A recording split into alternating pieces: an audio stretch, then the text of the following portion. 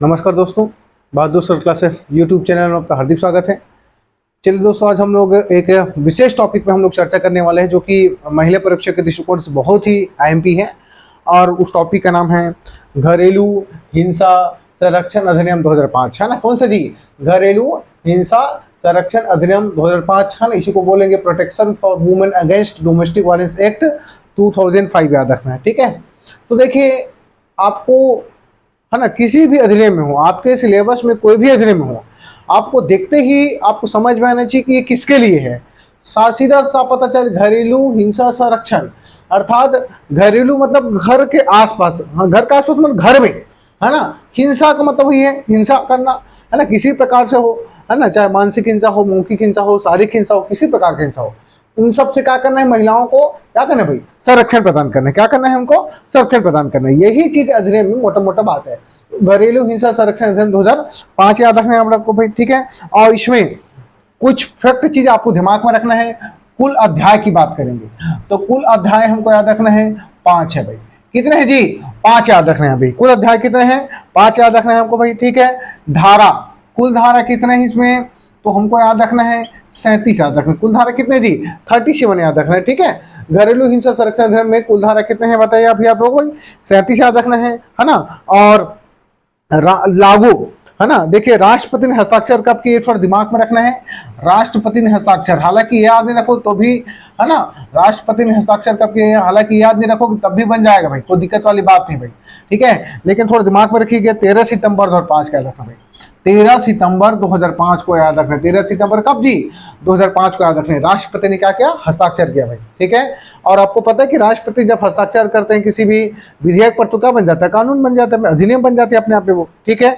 और लागू कब हुआ, है ना? तो लागू आपको मोस्ट टाइम पे याद रखना है आपको भाई, है ना। 26 अक्टूबर 2006 याद रखें। कब जी? 26 अक्टूबर 2006 आपको ये दिमाग में रखना है। 26 अक्टूबर 2006 याद रखें, ठीक है। घरेलू हिंसा संरक्षण अधिनियम याद रखना है भाई, ठीक है।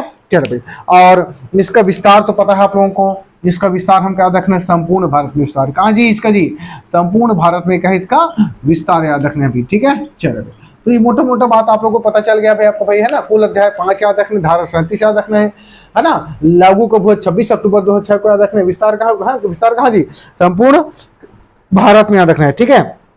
और मैंने बताया था अभी आप लोगों को, है ना, किसी भी अधिनियम में जो मुख्य जो बातें होती है उसको उद्देश्य होता है और उसका प्रावधान होता है, बस वही मोटा मोटा बातचीत दे दिया है, ठीक है।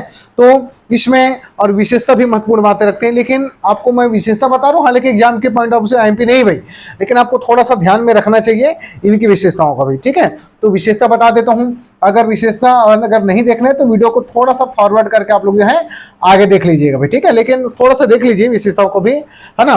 पहली बार घरेलू हिंसा शब्द को परिभाषित किया गया, मोस्ट टाइम पे बात याद रखेंगे, ठीक है। पहली बार, है ना, पहली बार क्या हुआ जी? पहली बार घरेलू हिंसा शब्द को, पहली बार क्या हुआ? घरेलू हिंसा शब्द को, है ना, क्या किया गया भाई? परिभाषित किया गया। क्या किया गया? परिभाषित किया गया, रखना है, परिभाषित किया गया। तो देखिए, सबसे महत्वपूर्ण बात यह है कि भाई आप लोगों को इस अध्ययन की आवश्यकता क्यों पड़ी भाई? घरेलू हिंसा, है ना, संरक्षण अध्ययन की आवश्यकता क्यों पड़ी भाई? तो एनसीआरबी रिपोर्ट के अनुसार, national crime record bureau report के अनुसार भाई, महिलाओं के साथ लगातार क्या है भाई? अपराध में उनके साथ क्या है हो रहा है भाई, है ना, बढ़ोतरी होते जा रहा है ना। उनका जो लगातार शोषण हो रहा है, ऐसा जो है एनसीआरबी रिपोर्ट के अनुसार से, है ना, पता चला भाई। इसी कारण जो है ना, इस अधिनियम को लाया गया है। तो पहली बार मैंने बताया घरेलू हिंसा शब्द को क्या किया गया जी? पहली बार परिभाषित किया गया, रखना है आप लोगों को भाई। दूसरी बात हम क्या रखना है? महिलाओं को घर का अधिकार प्रदान किया गया। क्या कहे जी? महिलाओं को भी, है ना, महिलाओं को घर का अधिकार जो है ना, प्रदान किया गया। अर्थात पति के साथ साथ, है ना, प्रदान किया गया। अर्थात पति के साथ साथ उनका भी क्या है जी? महिलाओं का भी क्या है भाई? घर का उनको अधिकार प्राप्त, याद रखें, ठीक है। चल भाई, अब हम बात करते हैं, तीसरी बात करेंगे भाई, है ना। तो संरक्षण अधिकारी का भी इसमें प्रावधान है आप लोग को, प्रोटेक्शन ऑफिसर में संरक्षण अधिकारी का भी इसमें क्या है आप लोग को? ये प्रावधान याद रखना है आप लोगों को। ये भी इसकी विशेषता में याद आएगा आप लोगों को भाई। चौथा नंबर याद रखना, सेवा प्रदाता, इसी को बोलते हैं सर्विस प्रोवाइडर। ये सब क्या है आगे मैं चर्चा करते चला जाऊंगा, है ना। इसलिए आप लोगों को वीडियो को पूरा देखना है आप लोग भाई। तुरंत आप लोग जो है वीडियो छोड़ के चले जाते हैं भाई, ऐसा नहीं करना है भाई, ठीक है। कोई भी बताए किसी भी प्रकार का वीडियो देखें आप, किसी भी चैनल का हो, तो आप लोग जो है पूरे उस वीडियो को देखा करें भाई। कोई भी व्यक्ति जो बताएगा तो तुरंत आपको 2 सेकंड में समझ नहीं आ जाएगा कि हाँ भाई इसने बता दिया, तुरंत हमारे दिमाग में आ जाएगा, ऐसा थोड़ी भाई। किसी भी चीज का, किसी भी पद्धति को, किसी भी विषय का, किसी भी अधिनियम का बताने का एक तरीका होता है भाई। तो धीरे धीरे धीरे धीरे कोई भी जो है बताने वाला उसको बताता है भाई, तुरंत एक सेकंड में थोड़ी समझ में आ जाएगा भाई आप लोगों को, ठीक है। तो सेवा प्रदाता याद रखना है आप लोगों को। और पांचवा बात याद रखना है आप लोगों को भाई, FIR की जगह क्या हो जाएगा भाई, अभी आपको भाई FIR की जगह क्या हो जाएगा, DIR होता है। क्या होता है भाई, DIR होता है, डोमेस्टिक इंसिडेंट रिपोर्ट जिसको कहते हैं, है ना। ये आगे मैं बताऊंगा आप लोगों को भाई, ठीक है। चलो भाई, तो FIR की जगह क्या हो जाएगा भाई आप लोग भाई, है ना, DIR कहलाता है, याद रखना। सेम चीज है भाई आपको भाई, अर्थात जैसे कोई भी मामला होता है तो आप लोग कहाँ जाते हैं भाई आप लोग भाई, पुलिस स्टेशन जाते हैं, जाते भाई, वहां पर FIR कराते हैं आपको भाई, ठीक है। तो उसी प्रकार सेम चीजें होंगी भी, लेकिन घरेलू हिंसा के अधिनियम के अंतर्गत अगर होगा भाई, है ना, दर्ज होगा मामला, जो दर्ज होगा वो क्या कहलाएगा, क्या लिखा जाएगा भाई, DIR लिखा जाएगा ना, क्या लिखा जाएगा, DIR लिखा जाएगा। दूसरी बात याद रखना है आप लोगों को भाई, महिलाओं को अनुतोष प्रदान करने का अधिकार भाई, ठीक है। मैं यहाँ पर इसको मैं यहाँ पर लिख देता हूँ, ऊपर में लिख देता हूँ, इसको मैं मिटा दे रहा हूँ, ठीक है। यहाँ पे उसको ऊपर में रहने दीजिए, यहाँ पे मैं आप लोगों को यहाँ पे लिख रहा हूँ, है ना। फटाफट देखते चलिए, याद करते चलिए, देखते चलिए, याद करते चलिए, ठीक है। महिलाओं को कभी अनुतोष प्रदान करने का अधिकार है ना। छठवा नंबर याद रखना है आपको भाई, यहाँ पर महिलाओं को, है ना, महिलाओं को अनुतोष प्रदान करने का क्या है, अनुतोष प्रदान करने का, है ना, रिलीफ, मतलब अनुतोष मतलब रिलीफ, है ना, अनुतोष प्रदान करने का, है ना, अधिकार यहाँ पर जो है क्या जी, दिया गया है ना, अधिकार दिया गया है। अर्थात उनके साथ अगर किसी प्रकार से, है ना, क्या हुआ है, उनके साथ अत्याचार हुआ, उत्पीड़न हुआ है ना, तो उनको भी क्या है भाई, अनुतोष राशि जो है उनको जो है प्रदान किया जाएगा। ये आपको दिमाग में रखना है, ठीक है। और सबसे महत्वपूर्ण बात याद रखना है ना, क्या महत्वपूर्ण बात याद रखना है, संपूर्ण महिला वर्ग को शामिल किया गया है आपको, है ना। सबसे क्या जी, संपूर्ण महिला वर्ग को, है ना, संपूर्ण महिला वर्ग को क्या किया गया है ना, शामिल किया गया है। संपूर्ण महिला वर्ग मतलब याद रखना है आप लोगों को भाई, है ना, उसमें माँ आ जाएगी भाई, बहन आ जाएगी भाई, दादी आ जाएंगे भाई, भाभी आ जाएंगे, याद रखना है आप लोगों को भाई, ठीक है। अर्थात जो है दादी याद रखना है, मतलब जितनी भी महिलाएं उस घर में हैं वो सभी क्या है जी, वो आपका भाई इस अधिनियम के अंतर्गत क्या है, शामिल हो जाएंगे, याद रखना है आपको भाई, ठीक है। चलो, और कुछ चीजें ध्यान में रखने वाली बात है कि इस अधिनियम को समझने के लिए ये वीडियो थोड़ा लंबा बनेगा भाई, है ना, आपको पहले बता देता हूँ, लेकिन इस वीडियो को देख लिए तो आपको एकदम जो है, ये आपका इस चैप्टर से कोई भी प्रश्न आएगा वो आपसे छूटेगा नहीं, गलत नहीं होगा भाई, ये इस बात की गारंटी है भाई, ठीक है। तो चलिए, कुछ जो प्रमुख शब्द हैं उसको ध्यान से आप लोग जो है देखते चलेंगे भाई, ठीक है। चलिए, एक शब्द में बता रहा हूँ आप लोग को भाई, व्यथित व्यक्ति बता रहा हूं भाई। क्या व्यक्ति बता रहा हूं भाई, व्यथित व्यक्ति बता रहा हूं, या व्यथित व्यक्ति, ठीक है, या व्यथित महिला, है ना। एक शब्द में बता रहा हूं, क्या बता रहे हैं आप लोग बताइए भाई, व्यथित व्यक्ति, है ना, क्या जी, व्यथित व्यक्ति, दिमाग में रखना, व्यथित व्यक्ति भाई। और ये आपका, है ना, इस अधिनियम के धारा 2A में परिभाषित किया गया। कितने में परिभाषित किया बताइए अभी आप लोग भाई, 2A में इसका परिभाषित किया गया, रखना है आप लोगों को भाई, है ना। और व्यथित महिला मतलब, व्यथित व्यक्ति मतलब याद रखने वाली बात है कि व्यथित व्यक्ति कौन होंगी, ध्यान से समझना भाई। सबसे पहले याद रखना है, वह व्यक्ति जिसके साथ घरेलू हिंसा हुई है ना। व्यथित व्यक्ति मतलब याद रखना है, वह महिला, ठीक है, या वह व्यक्ति, ठीक है जी, मतलब वही वह महिला बोल सकते हैं, वह महिला जिसके साथ, है ना, जिसके साथ क्या जी, घरेलू हिंसा, है ना, घरेलू हिंसा, ठीक है, हुई हो, है ना, हुई हो, उसे क्या कहेंगे भाई, व्यथित व्यक्ति कहेंगे, या क्या कहेंगे जी, व्यथित महिला भी कहेंगे, याद रखना है आपको, ठीक है। तो व्यथित महिला समझ गए ना भाई, वह महिला जिसके साथ घरेलू हिंसा हुई हो, ठीक है। अर्थात एग्जाम्पल के लिए किसी के पति ने अपनी पत्नी को पीट दिया भाई, तो पत्नी क्या कहलाएंगी यहाँ पर आपको भाई, व्यथित व्यक्ति कहलाएंगे, अर्थात व्यथित महिला कहलाएंगे आपको भाई। अर्थात समझ गए, समझ भाई। अर्थात व्यथित व्यक्ति मतलब क्या है, जिसके साथ घरेलू हिंसा हुआ है उसे क्या कहेंगे, व्यथित व्यक्ति कहेंगे आप लोग भाई, ठीक है। और ध्यान से समझने वाली बात है क्या, कि केवल महिला वर्गों को शामिल किया गया, केवल महिला हो गया, याद रखना, क्या जी, केवल महिला क्या होगी जी, व्यथित व्यक्ति के अंतर्गत आएंगे, याद रखना भाई। व्यथित व्यक्ति कौन होंगे भाई, केवल महिला होंगे, याद रखना भाई। दूसरी बात याद रखने वाली बात है, ठीक है, 14 वर्ष से, है ना, 14 वर्ष से कम उम्र के, है ना, कम उम्र के बालक, 14 वर्ष से क्या जी, कम उम्र के, है ना, बालक, याद रखना, लड़का, है ना, ये भी किस में शामिल होगा, है ना, ये भी किस में शामिल होगा जी, व्यथित व्यक्ति के अंतर्गत आएगा। लेकिन याद रखना भाई, लेकिन, है ना, उससे, इससे, लेकिन इससे ज्यादा, अर्थात इससे ज्यादा मतलब क्या है, लेकिन 14 वर्ष से ज्यादा, है ना, ज्यादा उम्र के, 14 वर्ष से अधिक उम्र के, ज्यादा उम्र के लोग क्या है विश्व जी, शामिल नहीं होंगे। क्या नहीं होंगे भाई, शामिल नहीं, मतलब 14 वर्ष से, है ना, अधिक उम्र के बच्चे बोल सकते हैं, बालक बोल सकते, अधिक उम्र के बालक, है ना, क्या नहीं हो सकते भाई आपको भाई, है ना, व्यथित व्यक्ति नहीं हो सकते, याद रखना, क्या नहीं हो सकते जी, व्यथित व्यक्ति नहीं हो सकते, है ना, नहीं हो सकते। ये बात समझ में कि नहीं भाई, मैंने बताया कि केवल महिला वर्ग शामिल हो गया, रखना है 14 वर्ष से कम उम्र के बालक होंगे, लेकिन दूसरे अधिक वाले नहीं हो सकते भाई, है ना। और तीसरी महत्वपूर्ण बात होनी चाहिए, क्या महत्वपूर्ण बात होना चाहिए, कि वह महिला अपने को व्यथित तभी कहेंगी भाई, ध्यान सुनो भाई, है ना, वह महिला, है ना, वह महिला, है ना, अपने को व्यथित तभी कहेंगी, ध्यान समझना भाई, व्यथित तभी कहेंगी, है ना, कहेंगी जब वो मतलब कौन, जब वो महिला जिसके साथ हुआ है भाई, जब वो महिला, है ना, जब वो महिला घरेलू नातेदारी में रही हो, किसमें जी, घरेलू नातेदारी में रही हो, याद है, घरेलू नातेदारी में, है ना, नातेदारी में रही हो भाई, ठीक है, रही हो, वो क्या कहलाएंगे भाई, ये, है ना, व्यथित व्यक्ति कहलाएंगे, याद रखेंगे। घरेलू नातेदारी भी जस्ट आगे बताने वाला हूँ, ध्यान से जरा समझिए भाई। तो व्यथित व्यक्ति याद रखें, वह महिला जिसके साथ क्या हुआ, घरेलू हिंसा हुआ हो। इसमें 3 बात दिमाग में रखना है, केवल महिला वर्ग को शामिल किया गया है, रखना है 14 उम्र से कम उम्र के बालक है उसको शामिल किया, लेकिन उससे अधिक को शामिल नहीं किया गया भाई। तीसरी बात याद रखना है, वह महिला अपने को है ना व्यथित तभी कहेंगी जब क्या जी, वो महिला घरेलू नातेदारी में क्या हो गई, है ना, रहती हुई आपको भाई, ठीक है। अब ये घरेलू नातेदारी क्या है उसको मैं जस्ट आगे बता देता हूं आपका भाई, है ना। ये आपका घरेलू जो नातेदारी है वो उसकी परिभाषा 2F में है भाई, किसमें है भाई बताइए भाई आपको भाई, है ना, 2F में याद रखने, किसमें बताइए, 2F में याद रखने, क्या जी, घरेलू नातेदारी याद रखना, घरेलू नातेदारी किसमें भाई, 2F में याद रखना है ना, किसमें भाई, 2F में याद रखना है ना, घरेलू नातेदारी में, ठीक है। ये शब्दावली ध्यान सुनना भाई, घरेलू नातेदारी याद रखना है किसमें है भाई, 2F में हमको याद रखना है, 2F में याद रखना भाई, ठीक है। अब देखिए घरेलू नातेदारी मतलब क्या होता है, ठीक है, क्या है भाई घरेलू नातेदारी, तो व्यथित महिला एवं प्रत्यर्थी के मध्य संबंध भाई, क्या बताया आप लोग को भाई, व्यथित महिला, है ना, व्यथित महिला और प्रत्यर्थी, और क्या जी, प्रत्यर्थी के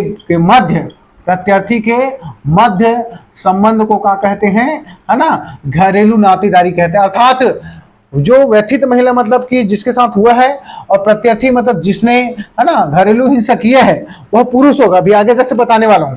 तो दोनों के बीच में क्या संबंध है, पति पत्नी के बीच में संबंध है ना, भाई बहन के बीच में क्या संबंध है, बाप और माँ हो सकते हैं, सॉरी, है ना, बाप मतलब क्या हो सकते हैं, पुत्र उसके क्या हो सकते हैं, माता हो सकते हैं, मतलब किस प्रकार से उससे संबंधित है, ये क्या कहलाएगा भाई, घरेलू नातेदारी कहलाएंगे। और घरेलू नातेदारी याद रखना है आपको भाई 3 प्रकार से हो सकती है, कितने प्रकार के आपको भाई 3 प्रकार से याद रखना है आपको भाई, ठीक है।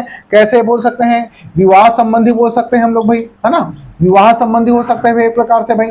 दूसरी याद रखना है हमको भाई, रक्त संबंधित हो सकते हैं ना, रक्त संबंधी हो सकता है भाई, और ना, और तीसरा नंबर याद रखना हमको भाई, अन्य याद रखना भाई, ठीक है, अन्य संबंध हो सकते भाई, ठीक है। कैसे देखते चले भाई, ठीक है।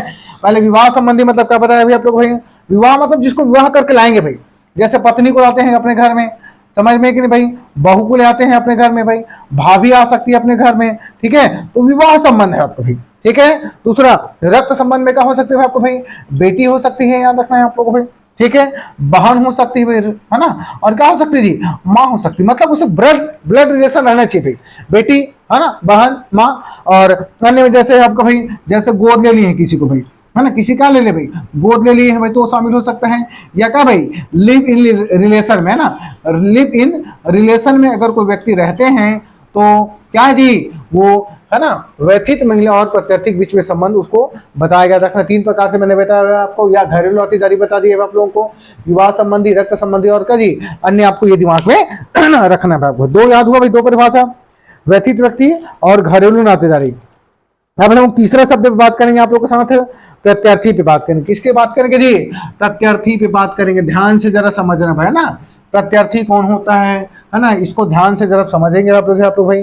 प्रत्यर्थी की परिभाषा 2Q में दिया गया है ना, प्रत्यर्थी की परिभाषा किसमें दिया गया जी, 2Q में दिया गया, रखना 2Q में प्रत्यर्थी परिभाषा याद रखना भाई, है ना। अर्थात याद रखने वाली बात है, प्रत्यर्थी कौन होगा, वह व्यक्ति, है ना, जिसने, ध्यान समझना भाई, वह व्यक्ति जिसने घरेलू हिंसा किया है, क्या किया जी, घरेलू हिंसा किया है ना, किया है, वो क्या कहलाएगा भाई आपका भाई, प्रत्यार्थी कहलाएगा। जिसके साथ हुआ है वो क्या कहलाएगा, व्यथित व्यक्ति अर्थात व्यथित महिला कहलाएगा भाई। प्रत्यार्थी मतलब क्या होगा, जिसने घरेलू हिंसा किया है, समझ में कि नहीं। और याद रखने वाली बात है, प्रत्यार्थी कौन होगा भाई, हमेशा एक पुरुष होगा, याद रखना भाई, हमेशा कौन होगा जी, पुरुष क्या होगा भाई, प्रत्यार्थी होगा भाई, ठीक है। चलिए उसके बाद अगला हम लोग चलते हैं, प्रत्यार्थी से ही, किसी भी, है ना, प्रत्यार्थी से ही, है ना, प्रत्यार्थी से ही अनुतोष की मांग करेंगे। क्या करेंगे भाई, प्रत्यार्थी से अनुतोष, रिलीफ, है ना, अनुतोष की क्या करेंगे जी, मांग करेंगे। याद रखें, क्या करेंगे भाई, मांग करेंगे। किससे भाई, प्रत्यार्थी से क्या करेंगे भाई, अनुतोष की मांग करेंगे। याद रखना है आप लोगों को भाई। और चौथी बात याद रखना है, प्रत्यार्थी तब कहलाएगा, है ना, वही व्यक्ति प्रत्यार्थी होगा, ध्यान सुन भाई, है ना, वही व्यक्ति प्रत्यार्थी, है ना, प्रत्यार्थी होगा जो का, जो घरेलू नातेदारी में रहता हो। क्या जी, घरेलू नातेदारी में, है ना, रहता हो, है ना। ये हमने किस में देखा भाई, व्यथित व्यक्ति में भी देखा, घरेलू नातेदारी होने जरूरी है आपको भाई, है ना, भाई बहन, है ना, माँ वाँ के साथ सबके सब रहेंगे भाई। प्रत्यार्थी से अनुतोष की राशि मांग करेंगे भाई, है ना, रिलीफ देंगे बाद में उसको, है ना। हमेशा कौन होगा, पुरुष होगा। और क्या बता जी, वह व्यक्ति जिसने क्या है, घरेलू हिंसा किया है, क्या कहलाएगा भाई, प्रत्यार्थी कहलाएगा भाई आपको भाई, ठीक है। चल भाई अब एक शब्द हम लोग देखेंगे, साझी गृहस्थी। याद रखना, क्या देखेंगे भाई, साझी गृहस्थी देखेंगे, ठीक है। तो इसको मैं मिटा देता हूं, है ना, फटाफट फटाफट आप लोग देखते चलिए, याद करते देखते चलिए, याद करते चले भाई, ठीक है। साझी गृहस्थी, है ना, साझी गृहस्थी देखिए भाई, आप लोग वीडियो आप ही लोगों के लिए बनाया जाता है भाई, आपके हेल्प के लिए, सहायता के लिए भाई। और आप लोग पूरे वीडियो को नहीं देखते तो ठीक बात नहीं है ना, इसलिए पूरे वीडियो को देखना भाई।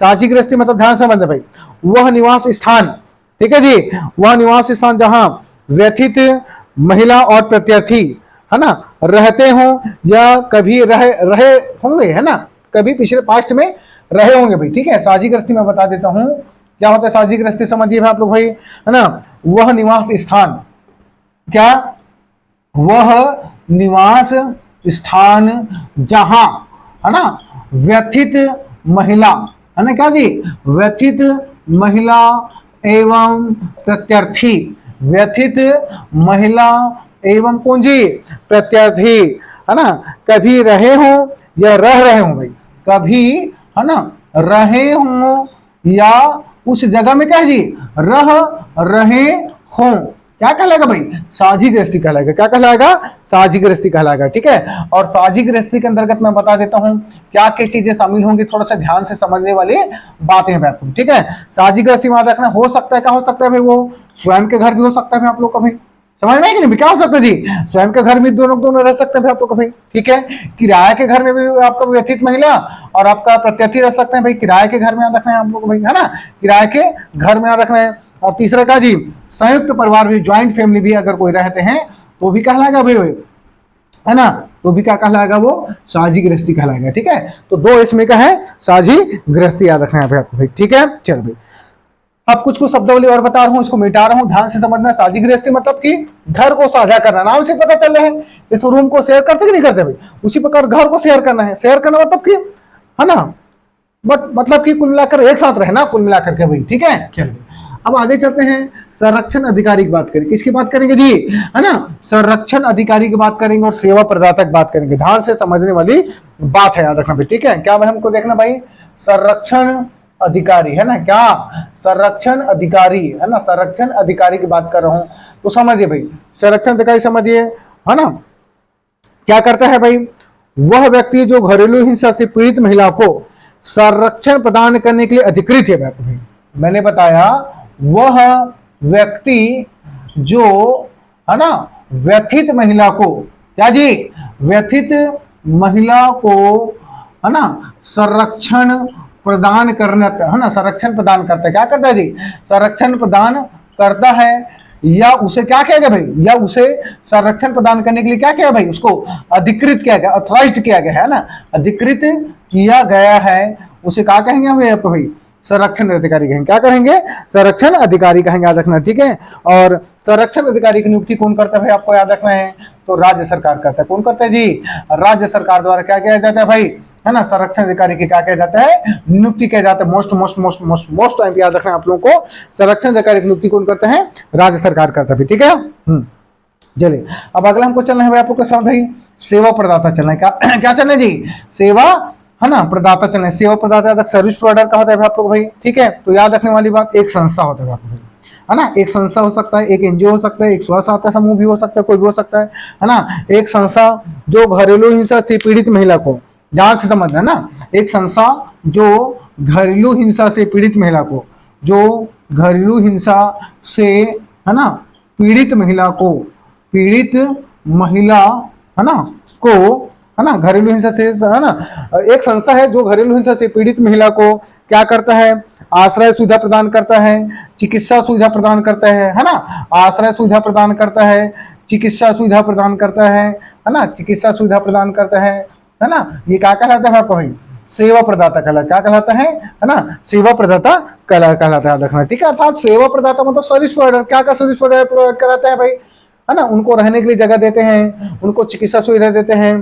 कुल मिलाकर मोटा मोटा बात यह है कि जिस किसी महिला के साथ घरेलू हिंसा हुआ है, उसके पति ने मार दिया है, पीट दिया है, किसी प्रकार के अन्य उत्पीड़न किए हैं, अत्याचार किए हैं, शोषण किए हैं, वो कहाँ चले गए, उसके बाद घर से बाहर उसको निकाल दिया गया है, तो कहाँ भाई, ये सर्विस जो प्रोवाइडर है अपने पास रखेंगे, सखी वन स्टॉप सेंटर में रखेंगे या किसी अन्य जगहों पर रखेंगे, सेंटर हाउस में रखेंगे, है ना। तो वही आपका जो है सेवा प्रदाता का काम करता है, सेवा देते हैं उनको भाई, जो पीड़ित जो महिला है, व्यथित महिला, उनको कहा देते हैं भाई, सेवा प्रदान करते हैं, चिकित्सा सुविधा प्रदान करते हैं। कैसे चिकित्सा सुविधा प्रदान करेंगे, उनको अगर मार दिए हैं, पीट दिए हैं, घसीट दिए हैं, तो कुछ न कुछ उनको, है ना, लगा होगा ना भाई, उनका जो है ट्रीटमेंट यहाँ पर करा जाएगा भाई, ठीक है। और दूसरी बात याद रखना है आप लोगों को, एक मैंने बताया था FIR की जगह क्या बताएं आप लोगों को, है ना, DIR होगा भाई, क्या होगा जी, DIR होगा, याद रखना है, ठीक है। FIR की जगह क्या होगा, DIR, मतलब FIR मतलब कि जाकर के आप थाना में लिखाते ना भाई, सेम चीज है आपको भाई, ठीक है। यहाँ पर भी FIR लिखाएंगे, लेकिन उसका नाम बस बदल जाएगा,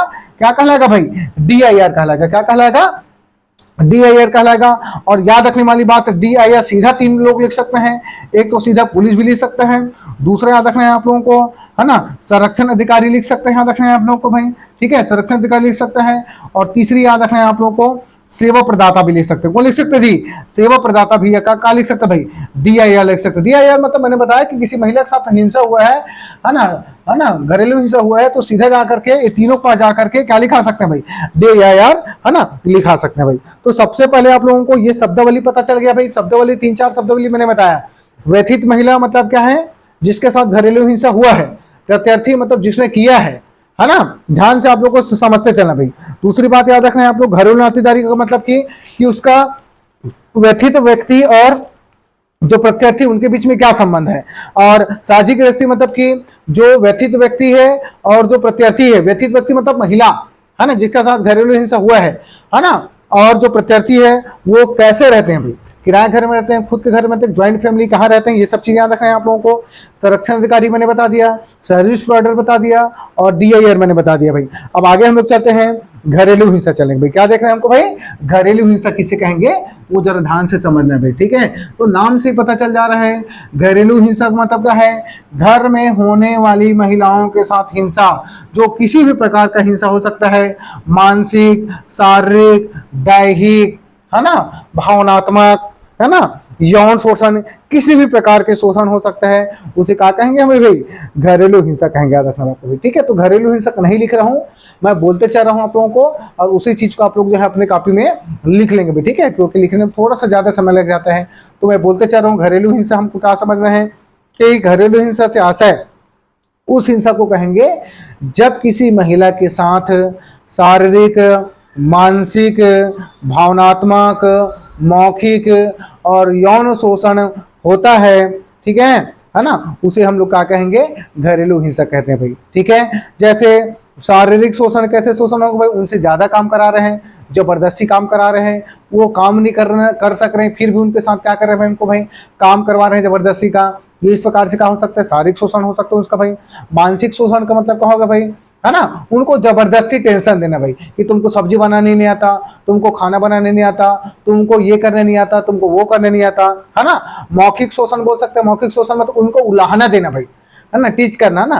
तो उलाहना देने का मतलब ये कि भाई तुमको है ना लड़का पैदा नहीं हो रहा है ना, इस प्रकार से उनको जो है मौखिक रूप से क्या करना, तुम मोटी हो, तुम ये हो, तुम वो हो, इस प्रकार से कहना है ना, ये सब आपको मौखिक है ना हिंसा के अंतर्गत आएगा। और यौन शोषण का मतलब है कि जबरदस्ती उनको क्या है ना यौन संबंधित जो है क्रियाकलाप करने उनको बाध्य करना, बाधित करना, ये सब क्या करेंगे भाई, घरेलू हिंसा के दायरे के अंतर्गत आएंगे, याद रखना है। अब मैं सीधा जो है किसके बात करूंगा, मैं आप लोगों के साथ धारा की बात करूंगा, है ना। ये मैंने आप लोगों को मोटा मोटा बात बता दिया जो आपको समझना आप लोग को जरूरी है। तो धारा 1 में याद रखना हमको भाई, धारा 1 में क्या है, संक्षिप्त नाम है, विस्तार है ना, संक्षिप्त नाम, विस्तार, है ना, और क्या जी, प्रारंभ याद रखना है। क्या है भाई, प्रारंभ याद रखना है, ठीक है। तो संक्षिप्त नाम तो पता है भाई आप लोगों का, क्या है भाई, घरेलू हिंसा संरक्षण अधिनियम 2005, विस्तार इसका संपूर्ण भारत में, है ना, और प्रारंभ मैंने अभी बता दिया आप लोग को 26 अक्टूबर 2006 करके भी मैंने बताया था आप लोगों को भाई, ये आपको दिमाग में थोड़ा सा रखना है आप लोगों को भाई, ठीक है। चल भाई, है ना, उसके बाद आगे चलते हैं आप लोगों के साथ सूचना चलेंगे भाई, क्या चलेंगे हम लोग आपको भाई, है ना, धारा 4 ना, धारा 4 में क्या है आप लोग को भाई, धारा 4 में याद रखना है आप लोगों को भाई, सूचना याद रखना है। धारा 4 में क्या जी, सूचना याद रखना है, सूचना सूचना सूचना, ठीक है। धारा 4 में क्या याद रखना है हमको भाई, है ना, सूचना याद रखना है आप लोगों को भाई, ठीक है। क्या सूचना याद रखना है आप लोगों को, है ना, तो दो चीज दिमाग में रखना भाई, सूचना को कौन देगा, ठीक है, सूचना को कौन देगा और किसको दिया जाएगा भाई, किसको दिया जाएगा, है ना, किसको दिया जाएगा भाई, है ना, कौन सा सूचना को दिया जाएगा, घरेलू हिंसा जिस जो घरेलू हिंसा हुआ है उसकी सूचना की बात करेंगे। तो कौन दे सकता है, तो एक तो याद रखना है व्यथित महिला स्वयं दे सकती है, याद रखना है आप लोगों को भाई, है ना। व्यथित महिला क्या जी, व्यथित महिला क्या कर सकती है भाई, है ना, स्वयं जा करके पुलिस स्टेशन में या संरक्षण अधिकारी के पास या सेवा प्रदाता के पास जा सकते हैं, है ना, व्यथित महिला याद रखना है भाई, है ना। दूसरी बात याद रखना है आप लोगों को, ठीक है ना, हाँ, व्यथित महिला क्या कर सकती है भाई, आपको जो है शिकायत दर्ज कर सकती है, किसको दिया जाएगा, तो संरक्षण अधिकारी को भी, किसको जी, संरक्षण अधिकारी को वहां पर जाकर के उनके पास बताया जाएगा कि हाँ ये चीज है ना मेरे साथ ही घटना हुआ है करके भाई, ठीक है। उसके बाद अगले चलते हैं सीधा धारा 8 में आ जाए, किस में जाना है आप लोग को भाई, धारा 8 में ना, धारा किस में देखना भाई, धारा 8 में देखना हमको भाई, है ना। और धारा 8 में क्या है आप लोगों का भाई, संरक्षण अधिकारी की नियुक्ति है, याद रखना किसके जी, संरक्षण अधिकारी की नियुक्ति है, मैंने यहाँ पर मैंने बताया था आगे भाई, संरक्षण अधिकारी की, है ना, संरक्षण अधिकारी की नियुक्ति। तो संरक्षण अधिकारी की नियुक्ति याद रखना है भाई, कौन करता है आप लोगों को भाई, ये राज्य सरकार करके मैंने बताया था, कौन करता है जी, राज्य सरकार करता है संरक्षण अधिकारी की नियुक्ति, आपको ये दिमाग में रखना है। धारा 8 में क्या है ना, तो संरक्षण अधिकारी की नियुक्ति याद रखना कौन करेगा, राज्य सरकार याद रखना है आप लोगों को भाई। और संरक्षण अधिकारी याद रखना है कोई भी हो सकता है, अर्थात पुरुष भी हो सकता है और कौन हो सकता है जी, महिला भी हो सकती है, याद रखना ना, इसमें वो नहीं है कि केवल पुरुष होंगे या महिला होंगे, इस प्रकार से ऐसा कुछ नहीं है आपको भाई, ठीक है। अगला हम लोग चलते हैं धारा 9 में, है ना, धारा 9 की बात करेंगे। तो धारा 9 में क्या भाई, संरक्षण अधिकारी के कर्तव्य है भाई आपको, ठीक है। धारा 9 में क्या है जी, संरक्षण अधिकारी के क्या है भाई, कर्तव्य याद रखना। संरक्षण अधिकारी की क्या है, संरक्षण अधिकारी के कर्तव्य याद रखना हमको भाई। धारा 9 में क्या है, संरक्षण अधिकारी के, है ना, के कर्तव्य याद रखना भाई, ठीक है। ध्यान से जरूर समझते चलिए, याद करते चलिए, धारा 9 में याद रखना भाई, ठीक है। तो ये आपको याद रखना, धारा 9 में क्या है, संरक्षण अधिकारी के कर्तव्य, क्या क्या कर्तव्य हो सकते हैं भाई, तो दो प्रकार के इनका कर्तव्य, एक तो मजिस्ट्रेट के प्रति क्या कर्तव्य रहेगा और एक जो है आपका महिला के प्रति क्या कर्तव्य रहेगा भाई, ठीक है।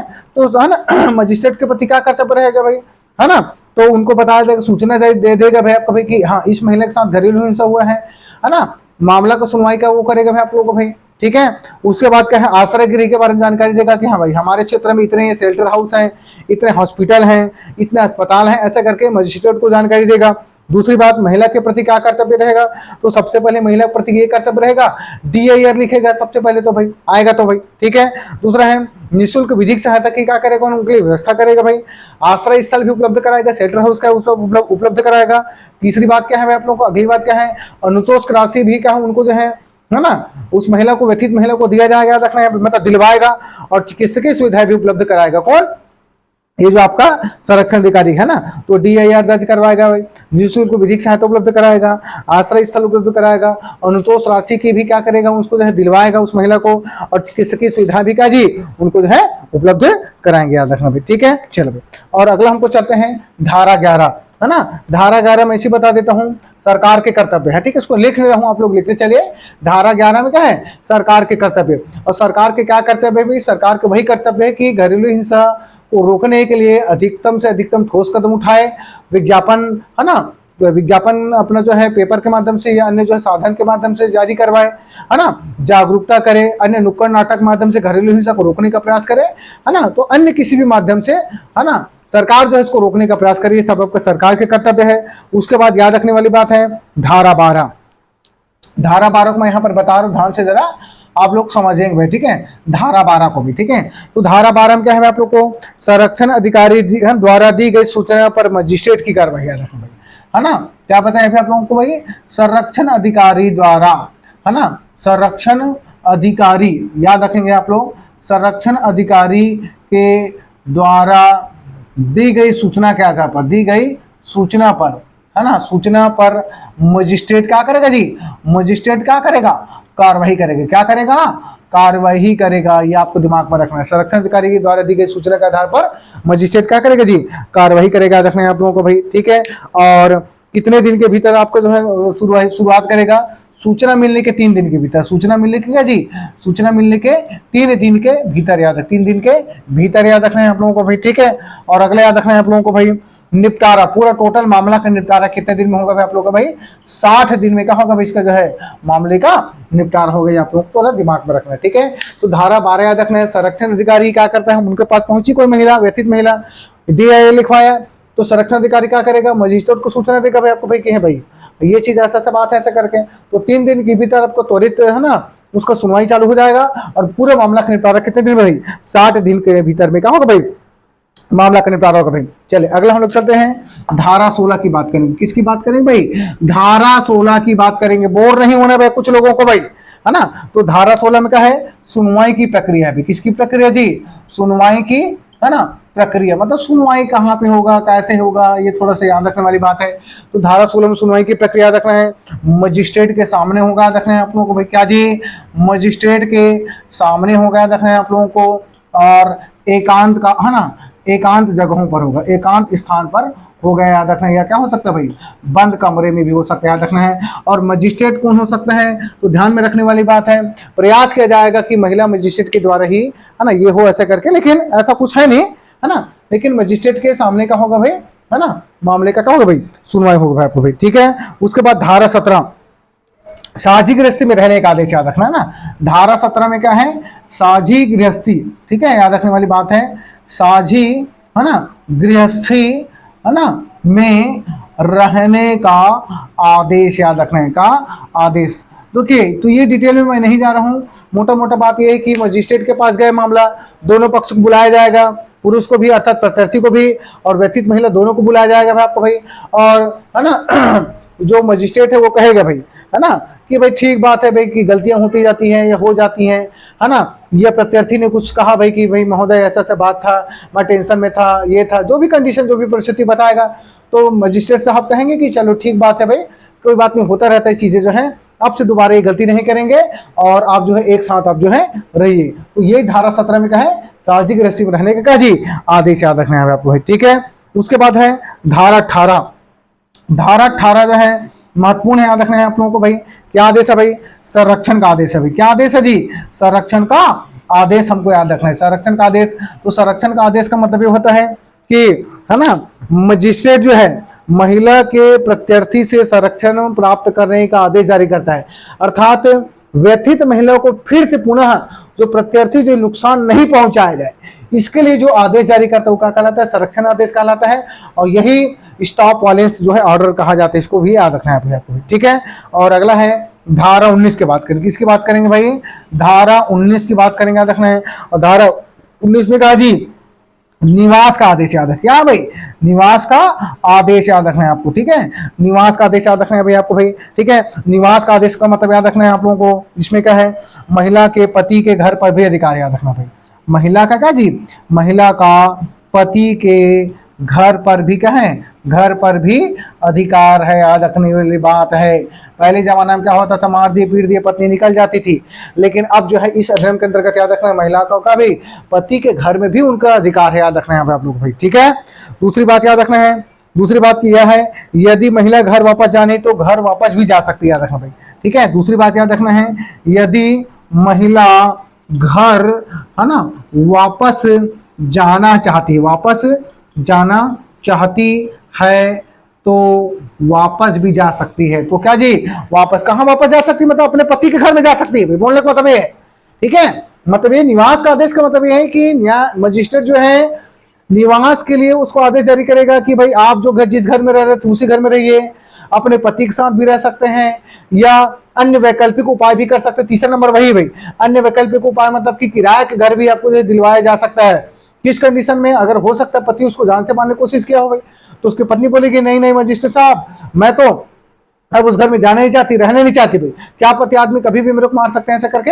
तो इसलिए क्या जी, अलग से जो है ना, किराए के घर में रहूंगी ऐसा करके भी वो क्या भाई आपको भाई बोल सकते हैं, याद रखना आपको भाई, ठीक है। और अगला हम लोग चलते हैं धारा 20 की बात करेंगे। किसकी बात करेंगे भाई, धारा 20 की बात करेंगे।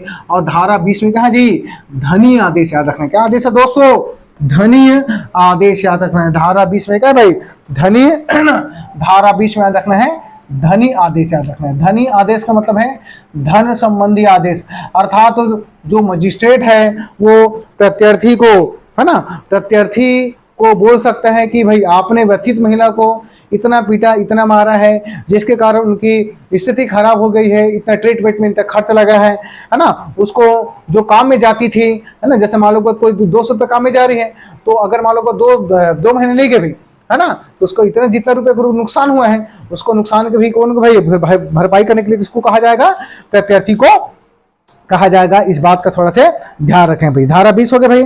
अब धारा 20 के बाद याद रखना है धारा 23 याद रखना भाई, ठीक है। अब इसमें थोड़ा लिखूंगा नहीं, है ना, और केवल मैं बताते चल रहा हूं, आप लोग थोड़ा सा उसको याद करते हुए चला भाई।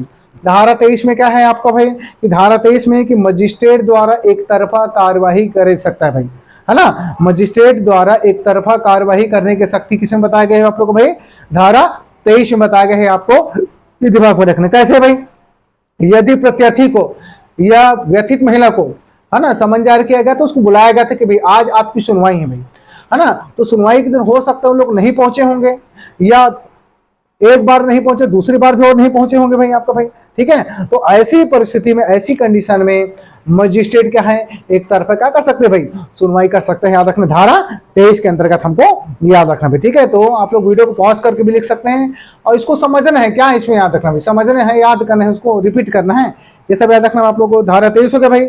और धारा 25 में याद रखना है आप लोगों को, न्यायालय को अपना आदेश वापस लेने या उसमें परिवर्तन करने का भी अधिकार है। धारा 25 में क्या बताया आप लोगों को, कि न्यायालय को अपना आदेश वापस लेने या उसमें क्या जी, परिवर्तन करने का भी अधिकार है। इसको मैं लिख देता हूं आप लोगों को, धारा 25 में लिख देता हूं, न्याय ना, धारा 25 में क्या है आप लोगों को, न्यायालय को, है ना, न्यायालय को अपना आदेश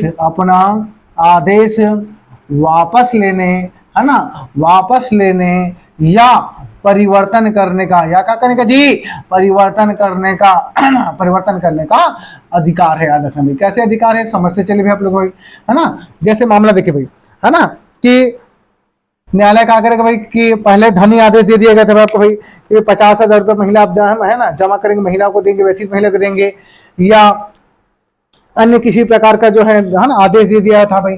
तो अब क्या हो गया भाई, पति पत्नी बीच में समझौता हो गया भाई कि ठीक है महोदय हम लोग एक साथ रहना चाहते हैं, तो जो आदेश दिया था उसको हटा देगा भाई, आपको रिजेक्ट कर देगा भाई, ठीक है। या पति पत्नी बीच में क्या होगा भाई, समझौता हो गया भाई, और पति पत्नी फिर से एक साथ रहना चाहते हैं, तो भाई मजिस्ट्रेट क्या करेगा भाई, कि चलो ठीक बात है एक साथ रहिए आप लोग, ऐसे करके जो है आदेश आपका जारी कर सकते हैं, याद रखना भाई, ठीक है। और धारा 29 काम की बात याद रखना है, धारा 29 में याद रखना है, धारा 29 में क्या है आप लोगों का, अपीली प्रक्रिया याद रखना। क्या जी, अपीली प्रक्रिया याद रखना है। क्या प्रक्रिया भाई, अपीली प्रक्रिया।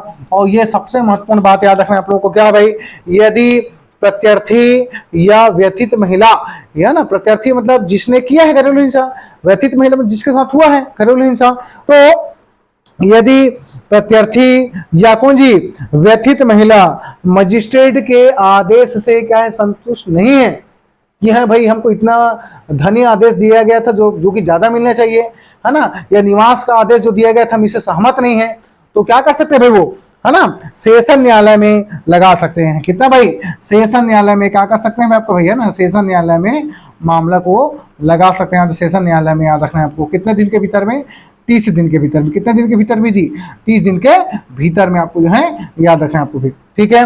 और धारा 31 याद रखना है आप लोगों को भाई, धारा 31 भी मोस्ट एमपी याद रखना है भाई, है ना। धारा 31 में क्या बात है उसको थोड़ा समझिए आप लोग भाई, कि मजिस्ट्रेट के आदेश का उल्लंघन करते हैं आपको भाई, है ना। मजिस्ट्रेट ने जो आदेश दिया था भाई, जो भी निवास आदेश दिया है, जो भी धनी आदेश दिया है, जो भी आदेश दिया है ना, और मजिस्ट्रेट के आदेश का, है ना, क्या करते हैं, आदेश का आप उल्लंघन करते हैं, क्या करते हैं जी, उल्लंघन करते हैं, तो ऐसी कंडीशन में याद रखना है 1 वर्ष का कारावास याद रखना है, क्या 1 वर्ष का कारावास या 20,000 रुपए का जी जुर्माना याद रख, 20,000 रुपए का, है ना, आपको याद रख, जुर्माना या दोनों हो सकता है, ये आपको जो है दिमाग में रखना है आप लोगों को भाई।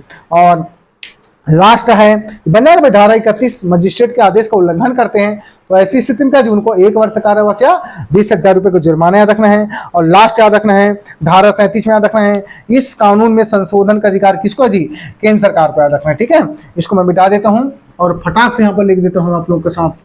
ठीक है, धारा किसमें जी, धारा 37 में आ रहा है ना, धारा 37 में, धारा 37 में क्या बताया, इस कानून में, है ना, इस कानून में संशोधन का अधिकार, इस कानून में संशोधन का अधिकार ये किसको है बताइए भाई, है ना, का अधिकार केंद्र सरकार को है, ये आपको याद रखना है भाई, है ना, केंद्र सरकार को है।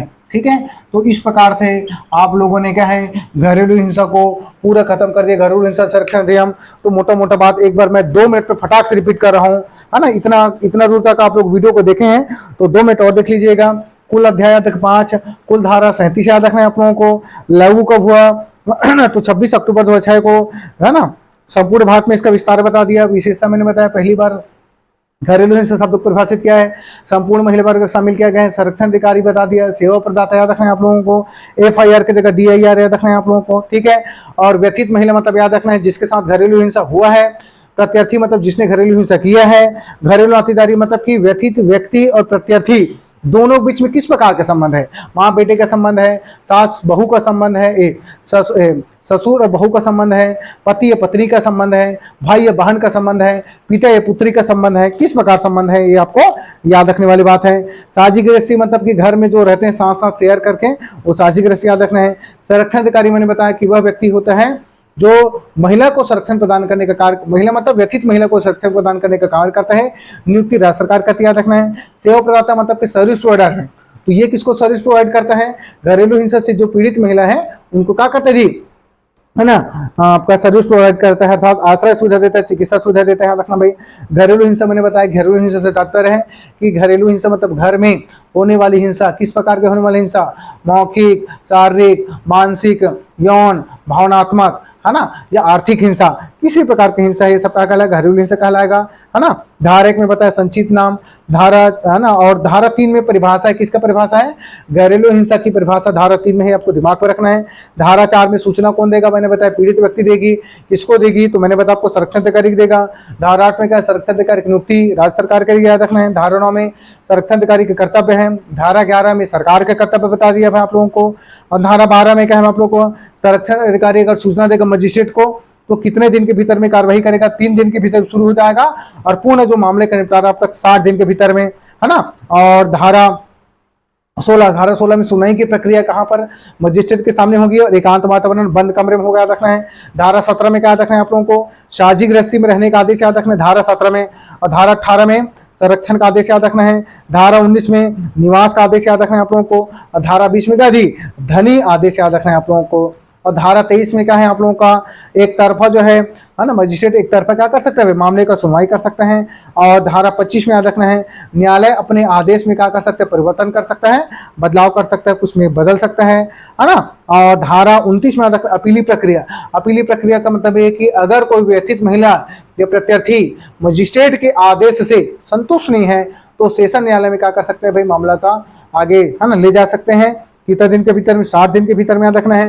धारा 31 भी मोस्ट टाइम है, मजिस्ट्रेट के आदेश का अगर उल्लंघन करते हैं तो 1 वर्ष का कारावास और कितना दी, 20,000 रुपए का क्या भाई जुर्माना, या दोनों हो सकते हैं। और धारा 37 में आपको याद रखना है कि इस कानून में संशोधन का अधिकार किसको भाई, केंद्र सरकार को है। इस कानून में संशोधन करने का अधिकार किसको जी, केंद्र सरकार को है। तो इस प्रकार से आप लोगों ने टोटल इस पूरा याद कर लिया, जितना भी मैंने बताया आपको धारा ज्यादा नहीं बताया हूँ, काम काम की बातें बताए हों, है ना। तो आप लोगों को हमारा वीडियो अच्छा लगा होगा तो बिल्कुल सब्सक्राइब करिएगा। जो लोग नए लोग हैं उन लोग बिल्कुल सब्सक्राइब करके रखिएगा और हमारे चैनल को लाइक जरूर करिएगा। बहुत सारी और वीडियो आने वाली है ना, महिला पर्यवेक्षक का एक्ट का, और इसलिए हमारे जो वीडियो को आप लोग देखते चलिएगा और सब्सक्राइब जरूर करिएगा। Thank you.